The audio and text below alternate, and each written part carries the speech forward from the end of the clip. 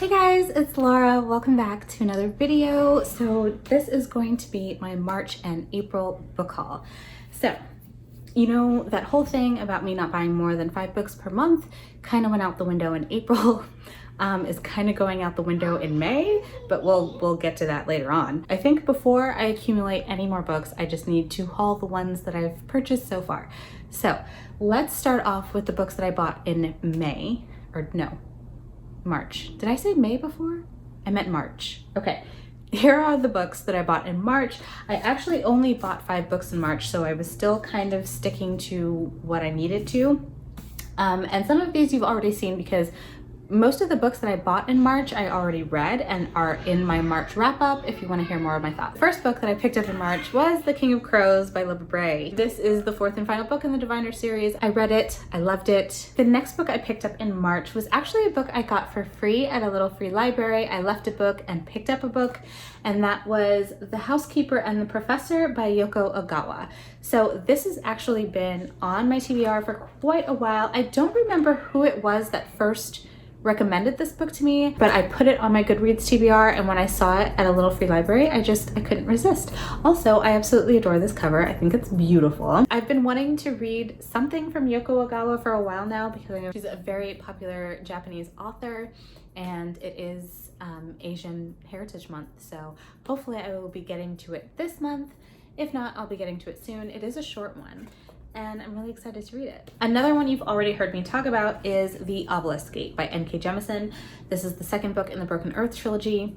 I picked this up in March and read it in March, and I love this series so much. Again, another series that I've talked about endlessly so far, so you should know about it by now. But if you don't, I read this back in March, so you can check out my March wrap up. And then the next book I picked up in March was Chain of Gold by Cassandra Clare, which is the first book in the Last Hours series by Cassandra Clare. I talked about this in my April wrap up, which should be up like right before this one, so you will have seen it. And also To Be Taught If Fortunate by Becky Chambers. Picked this one up in March, read it in April. Absolutely loved it. Another one that I talk about in my April wrap up. So check that out if you want to hear more of my thoughts. And that was it. Those were the 5 books that I got in March. So now let's move on to the books that I got in April, which is quite a bit more. The first one I picked up was Ghosts of the Shadow Market by Cassandra Clare, Sarah Reese Brennan, Maureen Johnson, Kelly Link, and Robin Wasserman. So this one I read back in March. I actually listened to this on audiobook through my library and then had to pick up a physical copy when I saw it on Book Outlet because it has beautiful illustrations in it. And out of all the like short story collections in the Shadowhunter world, this one has by far been my favorite. I give it a 5 out of 5 stars, loved it. So yes, I'm super happy to have this. And like I just mentioned, I did place a very small Book Outlet order because they were having their 15% off sale, and I didn't want to miss out. So I also picked up There Will Come a Darkness. This is by Katie Rose Poole. This intrigued me because it is one of those things where like a ragtag group of unlikely people have to all come together to save the world. Although in this case, they're either going to save the world or destroy it. So there used to be 7 prophets, and then they all disappeared. But before they disappeared, they left behind one final secret prophecy foretelling the Age of Darkness and the birth of a new prophet who could be the world's salvation or the cause of its destruction. And then it says 5 lives are set on a collision course: a prince exiled from his kingdom, a ruthless killer known as the Pale Hand, a once faithful leader torn between his duty and his heart, a reckless gambler with the power to find anything or anyone, and a dying girl on the verge of giving up. One of them or all of them could break the world. This sounds really, really good. I'm a sucker for stuff like that, and I've heard pretty good things about it, although not many things about it. I feel like not many people have talked about this, at least not that I've seen. So let me know if you've read this one and if you enjoyed it, because I'm very interested in getting to it soon. And look at the end papers. End papers have this cool map. So the next thing I got at on Book Outlet was 8 Will Fall by Sarah Harrion. This is another thing, I think, where there's like unlikely people come together to save the world, because like I said, I'm a sucker for it. In this one, we're following our main character Larkin, who is an empath, but magic is illegal in this land. So I think she's like imprisoned, but then she gets taken by the queen and 7 other outlaws, and they have to go below ground, I think it is, like underground, and save the kingdom from some kind of threat.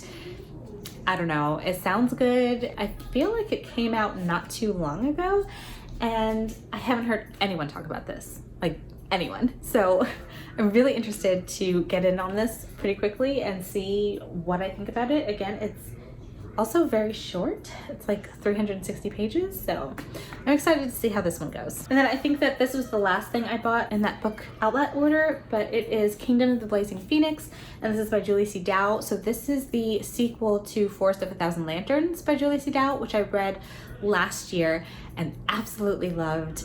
It's a villain origin story of the evil queen set in this ancient magical China. So this one I think is the Snow White characters retelling, but I really enjoyed the first one, so I'm excited to get to this one. The next book I have is Roseblood by A.G. Howard. So A.G. Howard is the author of the Splintered series, which is this YA Alice in Wonderland retelling that I absolutely adored when I read it back in the day. So I've always had my eye on more books from this author.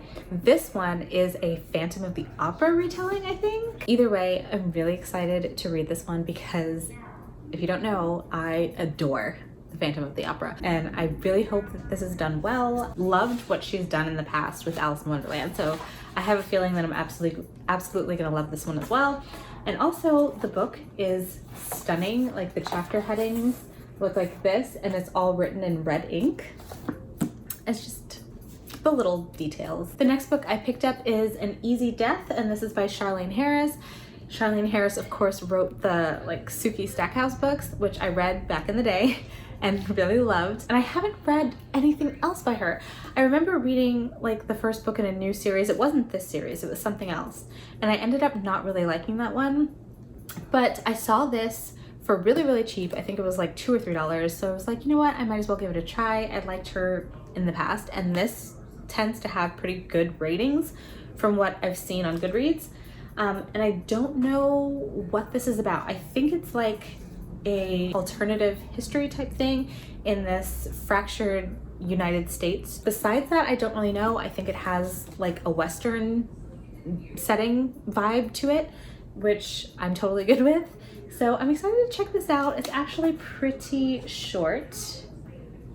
Right around 300 pages. Hopefully be able to enjoy another series by Charlaine Harris. That would be awesome. And I also picked up For Everyone. This is by Jason Reynolds, and this is just like a little inspirational poem type thing that he wrote. I think I read it in 2019 and absolutely loved it. And I saw a copy of it for, I think it was like $2. So I had to pick it up. It's in perfect condition, this little hardcover, and it's just very inspirational, and I highly recommend anything by Jason Reynolds, but this one, if you're looking for just something quick and inspirational to read, definitely pick this up. Okay, next, my husband actually got me books 3 and 4 of the illustrated editions of Harry Potter. So I've got Harry Potter and the Prisoner of Azkaban, and oh my god, it's heavy. And Harry Potter and the Goblet of Fire. These are absolutely beautiful. Yes, I love them. It's so funny because I consider myself a pretty big fan of Harry Potter, but I haven't even read all the books. I didn't grow up with Harry Potter like a lot of people, and so I didn't get into Harry Potter until I was in my 20s. And I read the first 3 books, never read the rest of them. But one of my goals this year is to definitely reread the first 3 books and then continue on with the series. And I'm really happy to have these illustrated editions because I think I'm going to read these. I think it would be a really cool experience to experience it that way for the first time. So yes, really excited to have these. They are absolutely stunning books, and I'm going to put them down because they're also very heavy. Another book that I found for pretty cheap was East by Edith Patu, and it's really interesting that I ended up finding this book because I remember recently watching Jade from Jade Ray Reads read a book called The North Child, I think it was, and she made it sound really, really good. It's a middle grade, and I remember going on Goodreads to add it to my shelf as want to read, and realized that I already had it on there because this is the same book. In the UK, it's called The North Child, and I guess in America, it's East. This is the first book. There's a second book called West, and it seems like this is marketed as young adult where I'm from, whereas in the UK, it's a different title and marketed as middle grade. So I don't really know what age range this is supposed to be, but I'm excited to read it. I don't know too much about it except for that it follows a girl named Rose, and Rose has always longed for adventure, and then this giant white polar bear shows up and whisks her away on an adventure. That's pretty much all I know. That's all I want to know. I'm really excited to get into this one. Do let me know if you have read it. I am very curious to know your thoughts and feelings about it. I discovered a new booktuber. Her channel is called Intentionally Bookish.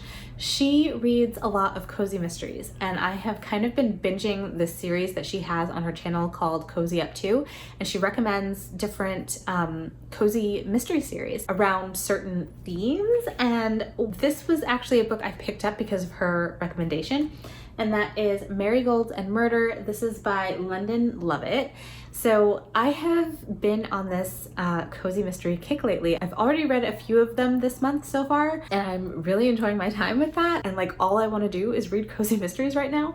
I don't know why, but I picked this up because this sounded really good, and it follows a woman who, I think she opens a flower shop. Like, she used to be a work in the perfume industry, so she left behind like this six-figure job and decided to open up a flower shop, and I'm sure murder ensues. It's great. I love cozy mysteries so much, and I forgot until I started watching her channel, I forgot how much I used to enjoy cozy mysteries. Like, that was all I read in my like late teens, early 20s. That was all I read. I also recently saw Tia from Tia and All the Books haul this particular cozy mystery on her channel as well. So that's what like really pushed me to go ahead and just buy it. I'm hoping I'm gonna absolutely love this. I am definitely on the hunt for a really good cozy mystery series to get into and binge. And then I picked up some final books in series that I needed. So first we have The Stone Sky by N.K. Jemisin, which is the third and final book in the Broken Earth trilogy, and I sigh because I already read this and it was so incredible, and now I'm kind of sad that it's over. It was so good, guys. It was so, so good. The next one I have is The Hand on the Wall, which is by Maureen Johnson. This is the third and final book in the Truly Devious series, which follows a girl named Stevie Bell, who is this true crime aficionado, and she gets accepted to this very prestigious boarding school in Vermont. Is it Vermont? I think so. And she wants to solve the cold case of the Ellingham murder kidnapping that took place in the 1930s when the school first opened. And while she's trying to solve that case, things start to happen in the present day, and things start looking a lot like the Truly Devious case from back in the 30s. So this has been really fun so far. I have just started reading this. I'm that far in, if you can see my bookmark, and I'm loving it so far. So I'm excited to continue on with this and see how it finally concludes, because each book ends on like this huge, ridiculous cliffhanger, and I'm just ready for it to be wrapped up, and I'm really excited about it. And then the very last book that I picked up in the month of April is The Deck of Omens. This is by Christine Lynn Herman, and this is the sequel to The Devouring Grey, which is a book that I read last year. It takes place in this small town in upstate New York called Four Paths, where there are four founding families that have this magic, I guess you can say, in order to protect the town from a place called the Grey. And the Grey is kind of like this other dimension, and locked within the Grey, imprisoned, is this monster, and this monster wants to get out. The founders have to keep the monster prisoned, and protect the people from the monster. There's a lot more to it than that, but that's all I'll mention. It's really, really good. I adored the first book, gave it 5 stars, and this is the second and final book, I believe, because I think it's only a duology. And I'm nervous. I'm so scared. I don't know what's gonna happen, but I'm really excited. The first one had so much atmosphere. I kind of want to wait to read this until October, but I don't think I'll be able to. I do need to reread The Devouring Grey before I can get into this one, but I can't wait. And those are all the books that I bought in the months of March and April. Do let me know down in the comments below if you have any thoughts or opinions on the books that I have shown you today. We're just not gonna mention the fact that I should not have bought this many books this month. The world is a crazy place and books make me happy, and I wanted to be happy. So I bought books. That's my excuse and I'm sticking to it. Talk to me down in the comments. Don't forget to give this video a thumbs up if you enjoyed it, and don't forget to hit the subscribe button so you don't miss any future videos from me, and I will see you in my next one. Bye guys.